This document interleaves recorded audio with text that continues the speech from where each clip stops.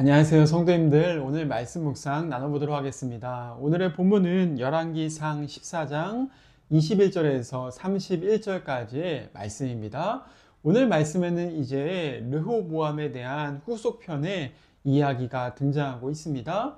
그동안은 북이스라엘의 여로보암에 대해 살펴보았다면은 르호보암 본래 이스라엘 통일 왕국을 이끌었다가 이 나라를 두 쪽으로 쪼갠 실수를 한 그 인물에 대해서 다시 한번 다루고 있죠. 르호보암은 솔로몬의 아들이었습니다. 오늘 말씀 가운데 보니까 그가 했던 수많은 치적들이 있지만은 굉장히 부정적인 사건을 두 개를 소개하고 있습니다. 개인적으로 르호보암에 대해서 이렇게 가정사를 설명하죠. 그는 41세에 왕위에 올랐는데 그의 어머니가 누구였다라고 얘기합니까? 21절 말씀 가운데 보니까 그의 어머니의 이름은 나아마였다. 또한 암몬 사람이었다라고 이렇게 소개해 놓고 있습니다. 솔로몬이 이 암몬 사람 나아마의 아들이었던 르호보암을 이스라엘의 네 번째 대제국의 왕위로 물려주었다. 얼마나 놀랄만한 일입니까? 솔로몬에게 유대 민족의 아내가 없었겠습니까? 또 애굽 사람의 공주의 바로의 공주의 아들도 있었겠죠.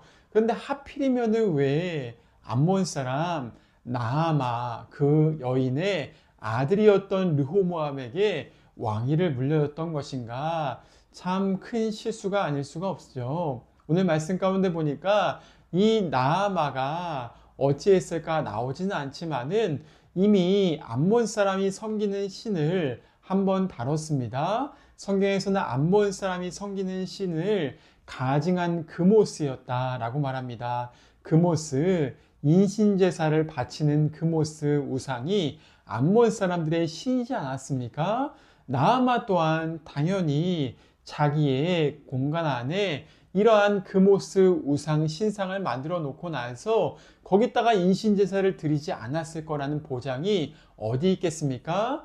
그런 어머니를 둔 르호보암이 그것을 보고 자랐고 그 어머니의 영향력에서 얼마나 자유로울 수가 있었겠습니까? 알다시피 이 아들의 엉터리의 신앙은 르호보암의 잘못된 분별력이 없는 판단은 이스라엘을 두 쪽으로 쪼개놨던 판단은 어머니의 이러한 신앙에서 영향을 받았을 것이다 라는 것을 유추해 볼 수가 있는 것입니다. 우리의 자녀의 신앙 어떻습니까? 어머니라면은 어머니의 자녀의 신앙이 바로 서지 않으면은 자녀들 또한 그러한 신앙의 영향력에서부터 자유로울 수가 없다. 오늘 말씀의 본문은 우리를 향하여서 이것들을 책망해 놓고 있는 것입니까? 있는 것입니다. 성도님들, 이러한 어리석은 행태, 이러한 우상숭배 행태가 결국에는 르호보암까지 미쳤으며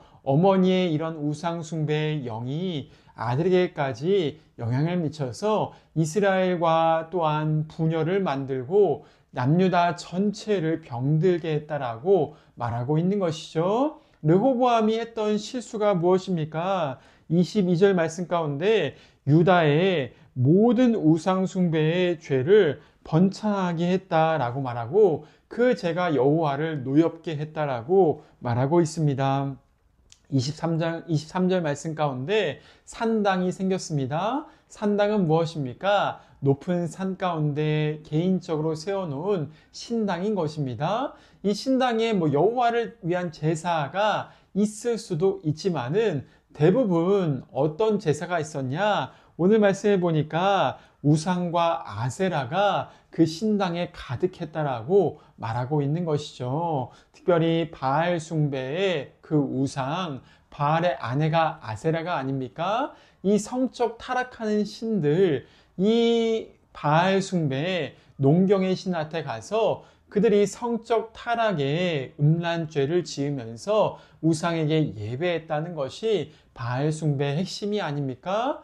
이 바알 숭배, 우상 숭배의 핵심이 이스라엘 온 전체를 병들게 했다 말하고 있는 것이죠. 암몬 사람의 신 그모스만이 아니라 그 그모스 신이 번창해서 또 바알 숭배가 번창하고 바알 숭배가 번창하여서 여신 아세르상이 번창했다라고 말하고 있습니다.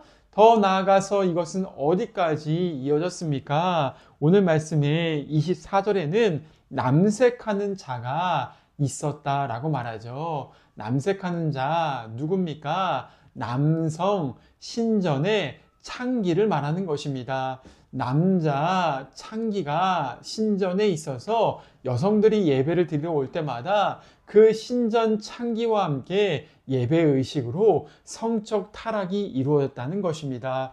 얼마나 남유다가 이러한 우상 숭배에 온상이 되었는가? 하나님의 진노가 얼마나 컸을까? 오늘 말씀은 르호보암 치세 가운데서 이러한 성적 타락이 문란함이 만연했다는 것을 보여주고 있는 것입니다.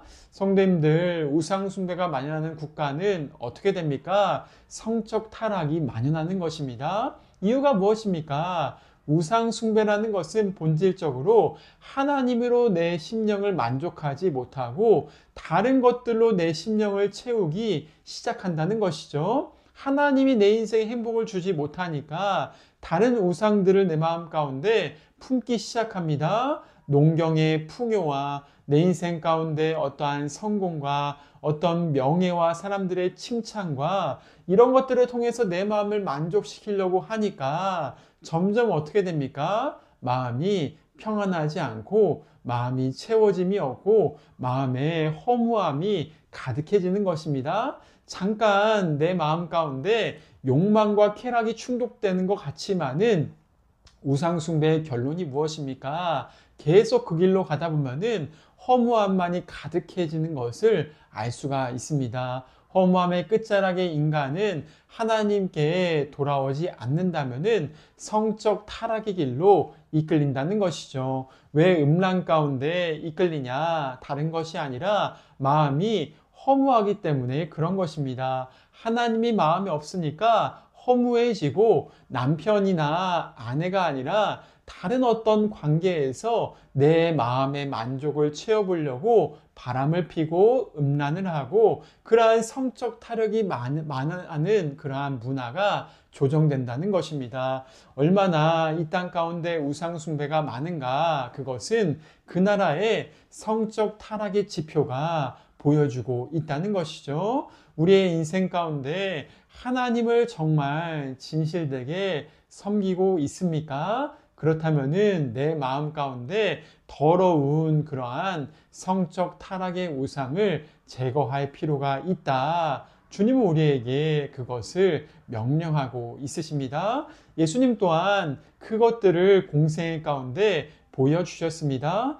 사마리아 여인에게 찾아가셔서 그 여인에게 말씀하십니다. 내가 너에게 목마르지 않는 영생수의 물을 줄 수가 있다 말합니다. 사마리아 여인 어떤 사람이었습니까? 5번 남자와 이혼을 하고 6번째 남자와 살고 있었는데 결혼도 안 하고 동거하고 있었던 여인이었다 말하지 않습니까? 그 여인이 허망한 마음으로 홀로 낮에 뜨거운 날씨에 나와서 우물을 깃고 있을 때 예수님은 그 여인에게 말씀하시죠. 너가 채울 수 없는 허망함, 우상, 너의 마음 가운데 있는 성적 타락, 채워지지 않는 욕망을 오직 나만이 채워줄 수 있다. 하나님만이 채워줄 수 있다. 하나님을 진짜로 예배할 때 나의 십자가의 은혜와 사랑을 통해서 하나님께 나아갈 때 너의 심령은 체험받고 고침받을 수 있다. 예수님도 우상 숭배를 책망하시면서 그에게 영원히 목마르지 않는 샘물로 채워주시겠다라고 약속하십니다. 오늘 우리의 인생 가운데 다른 헛된 것들로 마음을 채우려고 하지는 않으십니까? 진실로 우리의 삶 가운데 여기 나오고 있는 르호보암 왕이나 유다 백성들의 타락처럼 그렇게 헛된 것들을 내가 바라는 것들이 아니라 바라는 것이 아니라 오늘도 영원한 생명도 되신 예수님 앞에 나아가서 그분으로 인하여서 내 인생이 충만하게 채워질 수 있는 은혜가 머무시기를 주님의 이름으로 축원을 드립니다. 두 번째, 오늘 말씀에 르호보암 치세에 일어났던 사건이 하나가 더 소개되고 있습니다. 그것은 무엇입니까? 르호보암 치세에 5년째가 되는 해에 전쟁이 일어났다라고 말하고 있죠. 누구와의 전쟁입니까? 이집트, 애굽과의 전쟁이었습니다. 오늘 말씀에 25절 말씀 가운데 애굽의 왕 시삭이 올라와서 예루살렘을 쳤다. 예루살렘과 전쟁했다라고 말하고 있습니다. 예루살렘에 서들어온 이 시삭 왕은 이집트의 22왕조라는 역사에 기록된 왕조 쇼생크라는 왕이었습니다. 이 왕이 이스라엘의 모든 군대, 이스라엘을 침공하기 위해서 자기의 모든 군대를 이끌고서 예루살렘을 침공했다라고 말하고 있습니다. 불과 10년 전만 해도 이집트와 이스라엘 관계는 어땠습니까? 솔로몬 치세에 아주 좋은 관계에 있었습니다. 그런데 정권이 바뀌자마자 아들이 왕위를 물려받자마자 이 국제 질서가 변화가 일어나고 관계가 깨지면서 전쟁이 일어나게 되었다는 것을 보여주고 있죠. 어떻습니까? 이게 우연입니까? 아니죠. 성경은 르호보암과 남유다의 우상 숭배에 대한 하나님의 심판이었다라는 것을 보여주고 있는 것입니다. 지금 당장 내 삶을 책임질 것 같은 단단한 외교 관계가 있고 우익 관계가 있어도 우방 관계가 있어도 하나님을 진노케 하면은 그 관계가 언제든지 하나님의 손길 안에서 틀어질 수가 있다. 전쟁이 일어나서 이스라엘 가운데 심판이 임할 수 있다는 것이 오늘 말씀이 보여주고 있는 그러한 특징이라는 것을 알 수가 있습니다. 우리의 삶 가운데 우상 숭배가 쌓이면은 그 사회가 병들게 되면은 하나님의 심판이 어떠한 방식이든지 전쟁이라는 손길을 통해서든지 임한다라는 것을 이러한 무서운 사건을 오늘의 본문은 보여주고 있는 것입니다. 시상이 쳐들어서 어떻게 했습니까? 르호보암 왕은 부랴부랴 그 침공 가운데 황폐하게 된 다음에 결국에 조공을 바치고 자기 예루살렘에 있는 모든 보물들을 다 내어주면서 휴전을 하고 속국이 되는 것을 알 수가 있죠. 르호보암 왕은 무엇을 바쳤습니까? 솔로몬 왕 치세에 있었던 수많은 보물들 또한 보물의 상징이었던 금방패를 다 시삭왕에게 빼앗길 수밖에 없었다라고 말하고 있습니다. 왕궁 가운데 진열되어 있던 금방패에 솔로몬 시대 때 흔하디 흔했던 금방패가 사라지게 되면서 오늘 본문에는 그들이 무엇을 가져야 했다고 얘기합니까? 놋방패를 겨우 경호대장 1명, 시위대장 1명만 가질 수 있는 그러한 빈곤함에 처하게 되었다는 것을 보여주고 있는 것입니다. 얼마나 안타깝습니까? 나라가 이렇게 몇 년 만에 흥망성쇠가 바뀌게 되면서 두 쪽으로 쪼개지는 것만이 아니라 시삭왕이 쳐들어와서 완전하게 심판과 이러한 악한 상황 가운데 치닫게 되었다라고 말하고 있는 것입니다.